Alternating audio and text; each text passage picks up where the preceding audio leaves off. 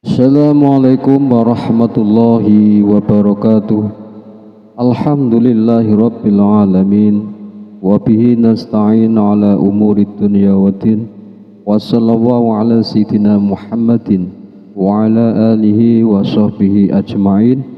La hawla wa la quwwata illa billahil aliyyil azim. Alhamdulillah kita bisa berjumpa lagi dalam channel Manut Kiai Berkah. Pada kesempatan kali ini kami ingin membagikan ceramah agama yang disampaikan Yai Haji Bahauddin Nur Salim atau Gus Baha. Selamat menyimak dan mendengarkan. Idul Adha itu dari kata id itu kembali banyak nikmat atau terulangnya nikmat-nikmat yang diberikan oleh Allah Subhanahu wa taala. Kemudian Al-Adha ini banyak yang mengatakan terkait dengan ibadah penyembelihan kurban, disebut Idul Adha atau Idul Kurban. Saya cerita sedikit tentang sejarah Idul Adha. Dulu ada seorang malaikat yang menjelma sebagai manusia dan beliau ini komunikasi dengan Nabiullah Ibrahim. Sebelum saya cerita jauh, saya katakan juga saya ingatkan lagi bahwa cara berpikir kita sebagai mukmin itu harus berpikir awal al-khilqah. Awal kita dijadikan oleh Allah Ta'ala, yaitu Nabi Adam materinya dari tanah, nyatanya bisa jadi Nabi Adam. Kita dari sperma, nyatanya bisa jadi manusia dengan konstruksi yang sempurna. Dengan cara seperti ini nanti bayangkan kekuasaan Allah yang tidak terbatas menjadi mudah. Saya teruskan, si malaikat tadi tanya ke Nabi Ibrahim, saya minta kambing kamu. Oh ya silahkan. Asal kamu melantunkan kalimat tasbih, terus dibaca tasbih, indah sekali, merdu, terus bisa minta tambahan kambing, ya. Sampai beberapa kali. Demi Allah, ini baru kambing, baru hewan. Andaikan anak saya pun, kalau demi Allah saya kurbankan. Singkat cerita, versi riwayat ini, suatu saat Nabi Ibrahim diuji dengan dimintanya anak untuk dikurbankan. Ketika beliau atas nama seorang bapak agak keberatan, terus diingatkan ulang oleh Allah Ta'ala, janji beliau, demi Allah, anak pun saya kurbankan. Walhasil akhirnya beliau melakukan itu. Dan karena Allah hanya menguji, tidak niat betulan supaya anak itu disembelih, akhirnya diganti oleh kambing. Jadilah tradisi kurban itu pakai kambing. Kemudian secara fikih ada padanan-padanan yang cukup menggantikan kambing, yaitu ada sapi, ada unta, dan seterusnya, dan seterusnya. Yang menarik dari sekian referensi yang saya baca, dan ini harus disosialisasikan lah. Sebagian versi itu adalah bahwa Nabi Ibrahim ketika diangkat di alam malakut, di alam langit sana, itu ketemu Allah, kemudian Allah tanya, Ibrahim, banyak hamba-hambaku yang durhaka, tidak tahu saya sebagai Tuhannya. Terus kata Ibrahim, usul ya Fa'amidhum, bunuh saja ya Allah. Setelah itu tanya lagi, ada yang zina, ada yang koruptor, ada yang pokoknya dosa-dosa yang buruk sekali. Dan di semua itu Nabi Ibrahim usul, mereka hidup di bumi engkau ya Allah, makan rezekimu ya Allah, maka mereka enggak sopan sekali, enggak ngerti engkau. Terus singkat cerita minta itu diadab, siksa. Suatu saat versi referensi ini di kitab Hikam, kalau di kitab saya halaman 15 juz 2, suatu saat Nabi Ibrahim itu diminta sama Allah menyembelih Ismail. Ini penting sekali. Setelah disuruh menyembelih Ismail, Nabi Ibrahim komplain. Ya Allah, ini anak saya, samratu fuadi, buah hati saya, kenapa engkau seenaknya minta saya sembelih? Enggak bisa ya Allah, ini samratu fuadi, buah hati saya. Terus kata Allah, orang-orang yang durhaka yang kamu usulkan supaya saya bunuh itu hamba saya menciptakan mereka, dan saya mencintai mereka, karena itu ciptaan saya. Anda enak saja usul saya matikan, saya bunuh. Sekarang ketika Anda usul, saya tidak mikir. Kenapa ketika saya usul kamu mikir? Terus akhirnya Nabi Ibrahim mau oke ya Allah terus. Setelah itu terus semenjak itu Nabi Ibrahim itu begitu sayang sama hamba-hambanya Allah. Sehingga dari cerita yang paling masyhur ketika Abu Bakar As-Siddiq begitu lemah lembut sama hamba-hamba Allah yang lain, Nabi Muhammad mensepadankan dalam hal ini sama Nabi Ibrahim, hati kamu sehalus Ibrahim. Yaitu Nabi Ibrahim, beliau akhir-akhir punya komitmen, faman tabi'ani fa innahu minni wa man asani fa innaka ghafurur rahim. Ya Allah, orang yang ikut sunnahku maka jelas bagian dari saya. Dan yang sedang durhaka, wa man asani, saya harapkan fa innaka ghafurur rahim. Engkau Maha Pengampun, Maha Penyayang. Semenjak itu menjadi sunnatan mutaba'ah bahwa agama ini agama rahmatan lil alamin, bahwa melihat kemungkaran, melihat kebodohan, ketimpangan, itu komitmen kita ini membenahin, bukan menghabisin. Melihat kesalahan, komitmen kita ini in uridu ilal islaha mastata'tu. Komitmen kita ini ingin lebih baik, bukan mengacaukan dunia ini. Semenjak itu terus syariat-syariat Islam disebut anit tabi millata Ibrahim Hanifah, bahwa kita mengikuti millahnya Ibrahim. Sebab itu kemudian setelah ini menjadi sunnatan mutaba'ah, bahkan banyak ulama yang berpendapat ketika Rasulullah SAW Mi'raj, itu dari sekian Nabi Ulul Azmi yang enggak ketemu itu Nabi Nuh. Nabi Nuh alaihissalam, padahal termasuk Nabi Ulul Azmi.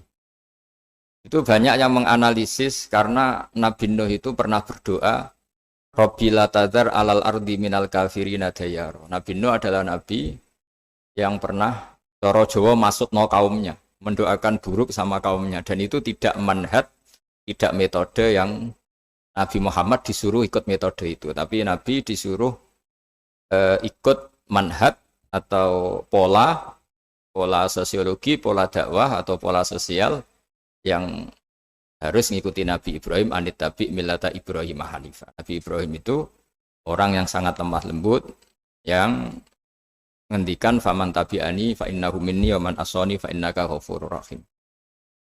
Sebab itu teman-teman yang di Kanada, yang di mana-mana, kita ngikuti status ilmu hakikat.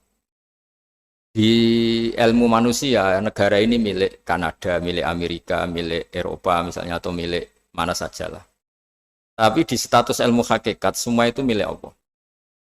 Sehingga di antara ciri khas Islam adalah kalau dulu agama-agama lain harus salat di tempat peribadatan mereka. Islam mengatakan ju'ilat lanal ardu kulluha masjidan. Semua bumi Allah itu masjid, tempat sujud. Sehingga orang Islam fa'enama adrokatu sholat, kamu kapan saja ketemu waktu sholat, ya sholat. Semua bumi Allah itu tempat sujud. Sehingga suatu saat sahabat yang biasa siaha, biasa hidup di perantauan, Nabi memberi nasihat, al-bilad biladullah wal ibad ibadullah, fahaitsuma asabta khairan fa'akim. Semua negara itu milik Allah, semua hamba dimanapun juga hamba Allah. Kamu di mana saja mendapatkan kebaikan, ya silahkan berdomisili di situ. Saya pernah di Korea, itu asik karena itu yang orang-orang katanya teman-teman, saya ini di rumah itu enggak kiai, Gus. Sering di sawah, sering di Tegal. Gara-gara di Korea jadi mufti gitu. Karena enggak ada kiainya gitu. Jadi orang-orang yang enggak jadi kiai di Jawa, mungkin kalau di luar Jawa atau di luar Indonesia malah jadi kiai gitu. Artinya gini, pentingnya jadi kiai bukan menjadi gagah, itu enggak, tapi begini. Dulu bawaannya rakyat itu kan kalau ke masjid komplain, ada masjid bocor kayak ada keran yang kurang baik. Jadi kalau sudah jadi kiai itu tahu rasanya. Betapa nata masjid itu susah, ngelola masjid itu susah, nyari imam itu juga susah, melanggengkan jamaah juga susah. Jadi pentingnya jadi kiai itu bukan gagah-gagahan jadi imam, tapi bertanggung jawab atas proses yang berjalan. Jika dulu di antara nasihat bapak saya, bapak itu termasuk orang yang nggak suka sama orang tawadhu, orang yang sopan. Dulu saya juga iskal itu janggal. Kata bapak, wong tawadhu itu apik, orang sopan itu baik. Tapi biasanya itu cara orang menghindari tanggung jawab. Disuruh jadi kiai nggak mau. Tapi kalau ada kiai salah komplain itu. Disuruh jadi menteri nggak mau, kalau ada menteri salah komplain itu. Disuruh jadi apa nggak mau. Kesannya tawadhu, tapi sebenarnya hanya menghindari tanggung Jawab. Disuruh pidato nggak mau, disuruh jadi MC nggak mau. Tapi kalau ada orang salah komplain. Jika kata bapak tawaduk itu baik, asal tawaduk betul. Gitu. Tapi kebanyakan nggak, tawaduk itu dari tanggung jawab sambil cari salahnya orang lain. Nah ini yang tawaduk yang akhirnya kurang baik. Nah teruskan. Jadi Nabi Ibrahim ini panutan yang luar biasa. Beliau adalah orang yang alami sekian proses sosial yang akhirnya diakui sebagai Khalilur Rahman, orang yang sangat dicintai Allah Ta'ala. Di antara sebab dicintainya Nabi Ibrahim adalah seperti yang dialami Nabi Adam. Nabi Adam ketika turun di bumi, itu keresahan pertama itu bukan karena kurang makanan atau kurang minuman, itu enggak. Beliau turun di bumi, mendapati bangsa yang lain, kalau dalam kitab disebut Banul Jan, itu dia janggalnya Masya Allah. Ini orang makhluk-makhluk ini kok tidak kenal sama Allah yang menciptakannya. Kan aneh ya kalau kita hidup di Kanada terus nggak tahu PM-nya siapa, Perdana Menterinya siapa, kita hidup di Indonesia nggak tahu presidennya siapa. Itu kan aneh. Kita hidup di kampung nggak ngerti lurahnya siapa aja aneh. Ini hidup di buminya Allah kok tidak tahu Allah itu siapa. Nggak pernah menyebut Allah. Padahal harusnya yang paling dikenal pertama itu ya zat yang menciptakan kita, menciptakan langit bumi dan sebagainya. Sehingga beliau itu gerutu itu komplain. Ya Allah ini enggak fair dunia ini, engkau yang menciptakan, engkau yang memberi rezeki, kemudian mereka enggak kenal engkau. Ini kata Nabi Adam alaihissalam. Barokahnya komplain itu, jadi komplain itu yang diridhoi Allah juga banyak. Akhirnya Allah meridhoi Nabi Adam, dosa-dosanya, salahnya itu diampuni. Ya ukuran seorang nabi beliau dianggap salah itu diampuni karena keresahan beliau itu takut Allah nggak dikenal. Nah, masjid yang di Kanada di Montreal juga ketakutan kita ini jangan sampai orang Islam tidak punya tempat ibadah. Meskipun setelah punya tempat ibadah, ketakutan kita jangan-jangan ibadahnya tidak sesuai sunnah Rasul. Setelah sesuai sunnah Rasul kita takut lagi, jangan-jangan memaksa sesuai tapi karena ingin benar. Dan setelah ingin benar, takutnya secara tasawuf ngimani kebenaran itu. Bukan ngimani rahmatnya Allah, tapi ngimani kebenaran itu. Akhirnya jadi ujub. Ujub itu bangga amal diterima karena kebaikannya, bukan karena fadlnya Allah, karena anugerah. Nah ketakutan-ketakutan ini khas orang soleh. Orang soleh itu kalau nggak sholat takut. Setelah sholat takut nggak sesuai syarat rukun.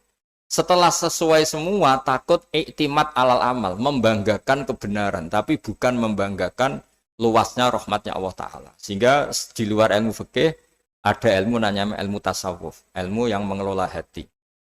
Jadi ibarat orang itu kalau yang paling masyhur dalam cerita-cerita orang sufi, ada orang sudah masuk surga karena tidak pernah dosa sama sekali. Ini cerita-cerita yang melegenda di dunia tasawuf. Tanya Allah, kenapa kamu masuk surga? Karena saya taat terus ya Allah, nggak pernah maksiat sama engkau. Berapa lama kamu hidup di dunia? 80 tahun. Ya sudah, karena taat kamu 80 tahun, ya surga kamu 80 tahun. Ya komplain, ya Allah katanya surga selamanya, kenapa ini hanya 80 tahun? Yang selamanya itu rahmat saya, kalau amal kamu kan terbatas 80 tahun, maka balasannya hanya 80 tahun. Nah semenjak itu beliau sadar, oh ya Allah, masuk surga itu fadlmu, anugerahmu, amal saya tidak ada bandingannya dengan surgamu. Nah ini jadi sehingga keyakinan ahli sunnah wal jamaah diantara ciri khasnya adalah masuk surga itu karena fadlnya Allah, karena anugerahnya Allah. Maksudnya itu oke, kita amal, tapi amal kita tetap terbatas. Tidak memberi kontribusi pada kerajaan Allah, pada kedikjayaan Allah sebagai Tuhan. Yang tidak terbatas adalah fadlnya Allah Subhanahu wa Ta'ala. Nah, keresahan-keresahan ini kemudian yang diwariskan oleh para nabi ke ulama-ulama. Jadi keresahannya ulama itu mirip-mirip keresahan nabi. Nabi dulu itu sampai dakwah, sampai sosialisasi kebenaran itu takut Allah itu la yuzkaru fi mulki, Allah tidak disebut, tidak menjadi aktor. Kan tidak fair kita misalnya nempat di negara orang terus nggak tahu duta besarnya siapa, terus kalau ngurus paspor di mana, ngurus visa di mana. Ini sama, kita hambanya Allah tapi nggak pernah ngurus status kehambaannya. Harusnya kita ngurus status kehambaan kita dengan sholat, berarti kehambaan kita hidup. Dengan baca tasbih berarti kehambaan kita hidup. Makanya dalam sebuah ayat disebutkan masuk surga itu gampang. Yang susah itu kamu masuk status kehambaan itu. Makanya disebut ya aja Tuhan nafsul mutmainnah irji'i ila rabbiki radiyatan mardiyah. Pertama apa? Fadkhuli fi ibadi. Kamu harus masuk status sebagai hambaku dulu. Baru wadkhuli jannati, baru kamu masuk surga. Jadi orang boleh nikmati fasilitas negara lain kalau visa paspornya disahkan. Orang boleh masuk surga kalau status kehambaannya disahkan oleh Allah Subhanahu wa taala. Nah, lalu status kehambaan itu dimulai dari mana? Secara fisik kita sujud. Anggota tubuh yang begitu terhormat namanya kepala kita tundukkan kepada Allah taala. Hati kita, akal kita yang ingin menguasai dunia misalnya, ambisi itu kita kalahkan untuk hanya tunduk kepada aturan-aturan Allah Subhanahu wa taala. Kekhawatiran kita akan menghadapi alam akhirat, nah ini yang penting. Nanti setelah kita mati kayak apa, jadi debu, jadi tanah, lalu bangkit kita gimana?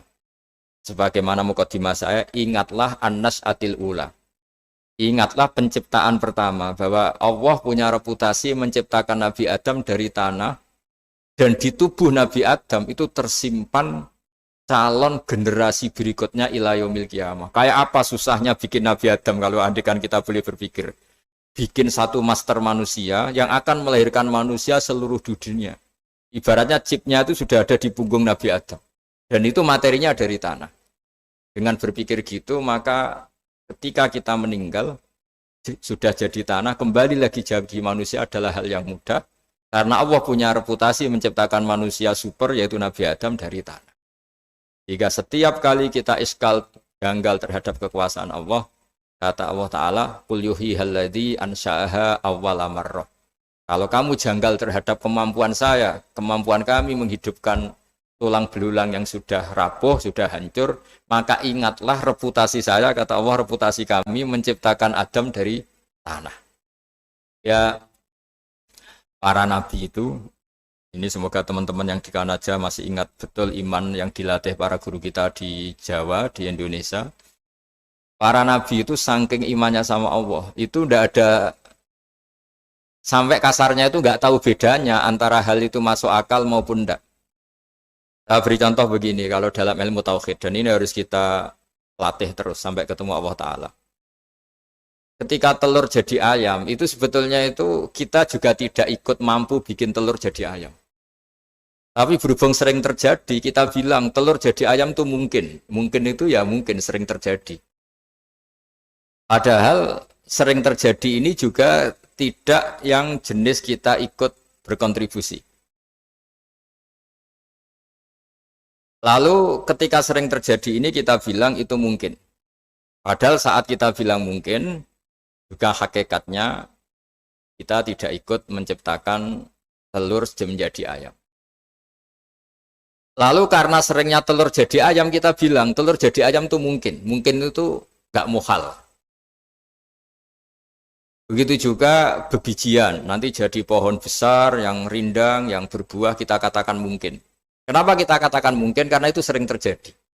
Oh, kita pun tidak ikut menciptakan biji jadi pohon besar, telur jadi ayam. Artinya apa? Zaman sesuatu itu sering terjadi, kita pun sebetulnya tidak pernah ikut menciptakan.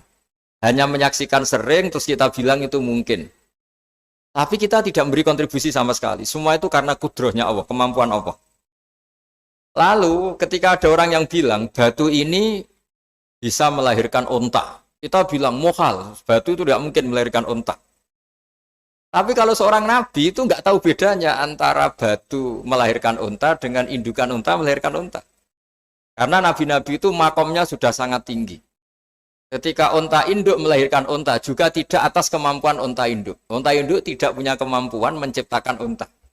Juga karena kudrohnya Allah Ta'ala. Sehingga kalau batu mengeluarkan unta juga mungkin kalau Allah menghendaki. Hingga ketika Nabi Soleh diminta kaumnya, apa bukti engkau nabi? Tunjukkan ayat kalau engkau nabi. Yang kamu minta apa? Seekor unta keluar dari batu besar ini. Nabi Soleh dengan entengnya berdoa sama Allah dan keluarlah unta keluar dari batu. Nah itu makom yang paling tinggi. Makom paling tinggi itu kita mendudukkan Allah sebagai zat yang tidak terbatas kudrohnya. Hingga para nabi itu terus punya mukjizat. Nah mukjizat itu untuk mengingatkan ulang bahwa Allah itu tidak terbatas kemampuannya.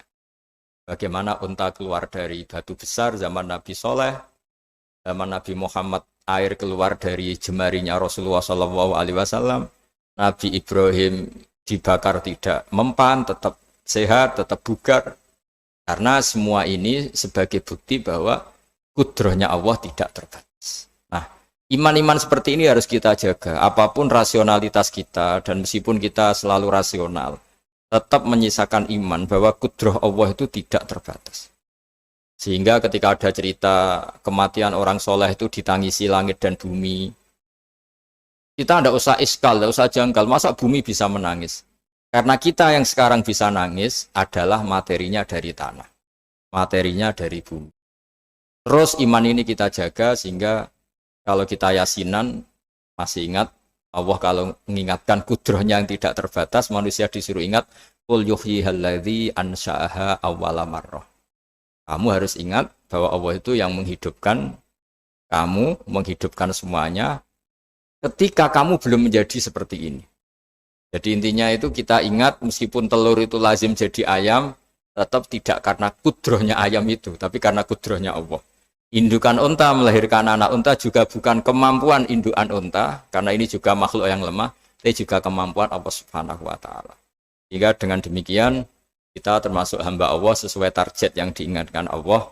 Falamma tabayyana lahu qala a'lamu annallaha ala kulli syai'in qadir. Hamba Allah yang baik adalah hamba ketika menyaksikan fenomena apapun, semua itu li ta'lamu annallaha ala kulli syai'in qadir wa annallaha qad ahata bi kulli syai'in ilma.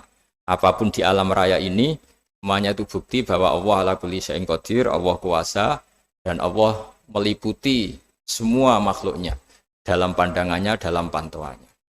Jadi saya mohon teman-teman yang di Montreal, yang di Kanada juga di manapun harus ingat status hakikat bahwa al-bilad biladullah wal ibad ibadullah wa haitsuma asabta khairan fa'akim.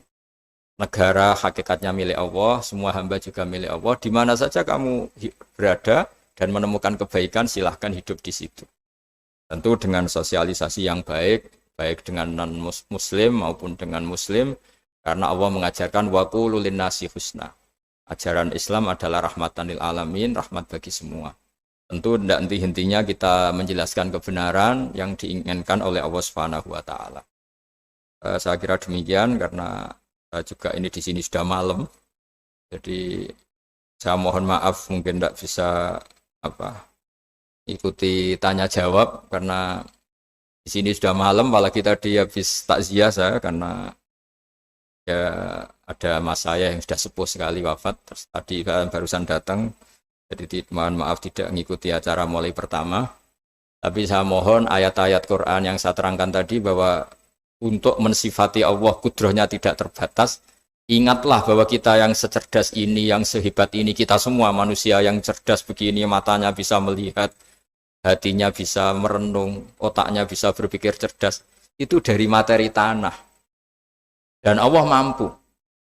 Allah bisa bikin orang miliatan gini dari satu orang manusia namanya Nabi Adam. Kayak apa susahnya bikin konstruksi Nabi Adam kalau boleh dibahasakan. Dan itu Allah punya reputasi mampu. Dengan cara seperti itu kita akan gampang iman bahwa kita setelah meninggal dan menjadi tanah, ya sama seperti kita masih hidup. Zaman kita hidup ya tidak tahu cara kerja jantung kita, nafas kita, uratnya gimana, terus sistem tubuh. Meskipun ilmu medis ngerti mengurai itu, tapi tetap saja hanya ngerti, tidak menciptakan. Yang menggerakkan jantung, organ tubuh kita tetap Allah Subhanahu wa Ta'ala. Dia yang Al-Fa'idul Mukhtar, dia yang semuanya mengendalikan kita. Artinya zaman kita hidup pun sebenarnya kita yang tidak mengendalikan kita. Nafas kita ya dalam kendali Allah, ikhtiar kita dalam kendali Allah. Sama setelah kita mati juga dalam kendali Allah. Ya guru-guru kita semuanya melatih inna sholati wa nusuki wa mahyaya wa mamati lillahi rabbil alamin. Hakikat ibadah kita, hakikat hidup kita, hakikat mati kita, semuanya tidak dalam kendali kita. Semua itu dalam kendali Allah Ta'ala. Dengan demikian terus kita insya Allah ingin jadi hambanya dulu. Baru setelah jadi hambanya, baru sah menjadi ahli penghuni surganya. Wadkhuli fi ibadi, baru wadkhuli jannati. Masuklah berstatus sebagai hambaku, baru engkau, kalian semua layak menjadi penghuni surgaku. Dia akan memaknai kalimat-kalimat yang sering Anda baca ketika sholat. Di sholat saat ada i'tidal ngendikan apa? Rabbana lakal hamdu, ayo dibaca, mil'us samawati wa mil'ul ardi wa mil'u ma syi'ta min syai'im ba'du. Sama nani secara tradisi pesantren, Rabbana do pangeran kita, laka iku kaduwe panjenengan alhamdulillah segala puji. engkau punya segala puji. Mil'us samawati, yang pujian itu memenuhi langit. Tentu langit itu penuh dengan pujian. Semua malaikat bertasbih, bertahmid. Karena malaikat tidak ada yang kerja di pabrik, itu tasbih terus gitu. Gak ada yang nyari uang, gak ada yang cari won ya. Kalau di sini nggak kiainya aja nyari uang. Terusannya apa? Wamilul ardi, dan pujian itu memenuhi bumi. Korea termasuk bumi Allah apa enggak? Jadi saya sudah menduga suatu saat Korea itu ya penuh dengan pujian. Dan ini betul. Siapa yang ngira kalau di bumi Korea ada yang hafal lagu Sakduna? Itu lagu kesayangan guru kita semua, Kiai Haji Maimun Zubair. Gak ada yang ngira. Siapa yang ngira kalau di sini ada ngaji seperti ini? Di Rusia juga sama. Uni Soviet itu negara ateis. Tapi lama-lama pecah karena glasnost itu dan perestroika itu. Kemudian menjadi pecahan-pecahan negara Muslim. Ada Uzbekistan, Tajikistan, Ceknya, semuanya menjadi negara apa? Muslim. Karena dari awal lakal hamdu mil'us samawati wa mil'ul ardi, dan pujian itu pasti memenuhi langit juga memenuhi bumi. Kalau Anda baca itu di Indonesia mungkin wajar, di Indonesia banyak acara-acara seperti ini. Tapi kalau di Korea ternyata benar. Dan Anda ini kalian semua termasuk pembuktian benarnya wa mil'ul ardi. Keren kan teman? Oh keren sekali, bukan sekedar keren sekali. Makanya saya jarang diundang pengajian mau tapi diundang di Korea mau. Tapi saya ada niat datang undangan. Memang saya ingin datang. Jadi ya karena itu. Ini bentuk penghormatan saya. Bentuk penghormatan saya bahwa pada akhirnya benar-benar lakal hamdu mil'us samawati wa mil'ul ardi. Jadi Anda tidak perlu pesimis. Dulu Indonesia juga seperti itu. Banyak Buddha, Hindu, semacam ateisme. Kemudian berkatnya para ulama sekarang jadi negara yang mayoritas Muslim. Korea, barokahnya orang-orang kedonyan seperti ini banyak Islam itu. Gak apa-apa. Karena sebagian agama Islam, sebagian sejarah ditulis di bawah pedagang-pedagang Gujarat. Kira-kira orang Gujarat ke Indonesia dulu yang namanya pedagang cari apa? Uang. Tapi namanya orang Islam, hatinya tetap adanya tauhid. Nyari uang ya tetap sambil dakwah. Kalau yang ke Korea langsung kiai mungkin tidak seramai ini Islam. Karena kalau kiai datang langsung dicurigai jadi misionaris. Jadi ribet malah. Tapi kalau sampean nggak ada yang curiga. Namanya pekerja saja nyari uang. Dan itu memang fakta. Cuma kadang ya sadar terus ya bagus lah seperti itu. Nggak apa-apa. Maksud saya ini saya memberi support, memberi tasjid bahwa Allah itu luar biasa. Jadi kalau ingin menyebarkan agamanya macam-macam. Kadang kiai tidak bisa mengislamkan orang, itu anak-anak mahasiswa pacaran, itu banyak yang pacarnya itu masuk Islam. Tapi sampean jangan bilang pacaran halal, ya tidak pernah. Tapi Allah kalau menghendaki memberi hidayah itu jalannya macam-macam. Ada yang lewat kerja, coba yang bayangkan ada tahlilan di Korea itu semua kiai tidak pernah bayangkan. Tapi setelah banyak pekerja di sini, kemudian mereka insaf atau sedang insaf tidak tahu ini. Sampai kapan insafnya juga tidak tahu. Tapi yang jelas ini hebat. Ini apa? Hebat. Tahu-tahu ya seperti ini. Makanya iman saja Rabbana lakal hamdu mil'us samawati wa mil'ul ardi. Masih ditambahi wa mil'u ma syi'ta min syai'in ba'du. Karena Allah itu zat yang tidak terperikan, zat yang tidak terbatasi. Maka pujian di langit dan bumi ini masih kurang. Masih ada apa saja yang nanti akan dipenuhi oleh pujian kepada Allah Subhanahu wa ta'ala. Wa mil'u ma syi'ta min syai'in ba'du. Dan pujian kepada engkau ya Allah akan memenuhi semua ruangan yang engkau kehendaki. Mungkin suatu saat negara-negara yang sekarang yang paling minim Islam itu di Amerika Selatan, kayak di Argentina dan sebagainya. Nanti suatu saat juga penuh dengan pujian karena tetap Rabbana lakal hamdu mil'us samawati wa mil'ul ardi wa mil'u ma syi'ta min syai'in ba'du. Saya di Jogja setiap akhir ngaji saya ajarin wiridan. Mungkin wiridan ini tidak asing bagi jenengan karena sering saya baca.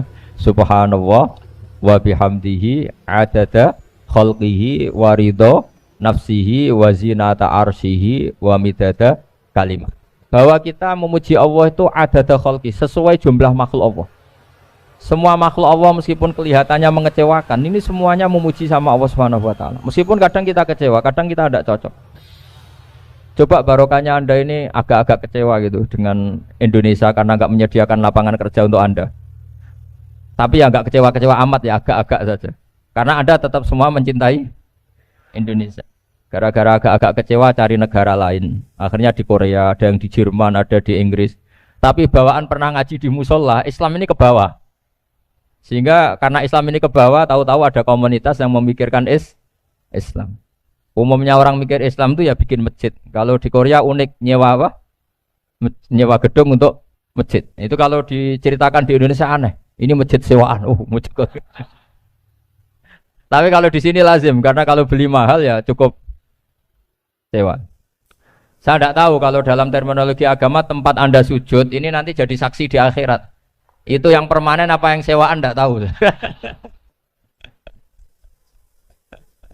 Jadi nanti bumi ini tanya, ya saya ya Allah pernah dipakai sujud, tapi setelah 1 tahun nggak kuat menambah lagi. Makanya saya dukung tadi yang ada gerakan masjid apa.